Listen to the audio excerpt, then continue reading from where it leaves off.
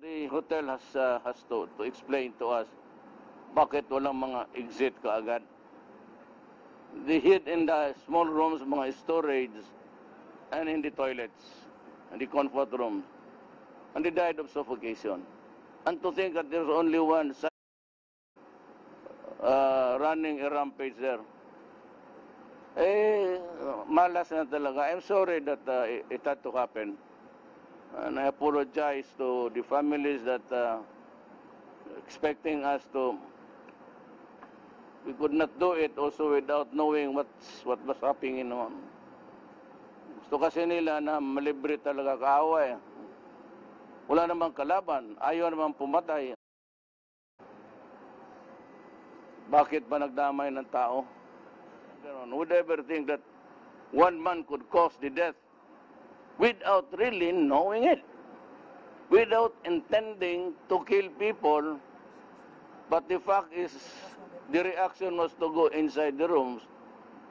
Ang hotel this is just to one question. Bakit walang exit na marami?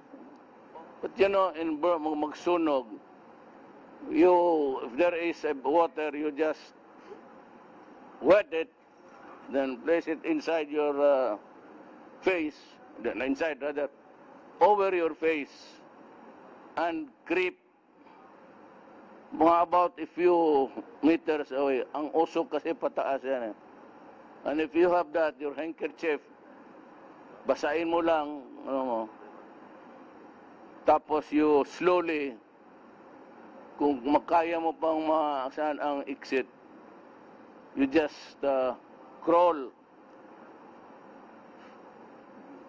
Before yung ilapit mo lang, ang usok kasi tumataas eh. Papuntang itaas yan. So if you're standing, you inhale. One of the ways of survival. The other one is just go beside a beautiful woman. You will be saved.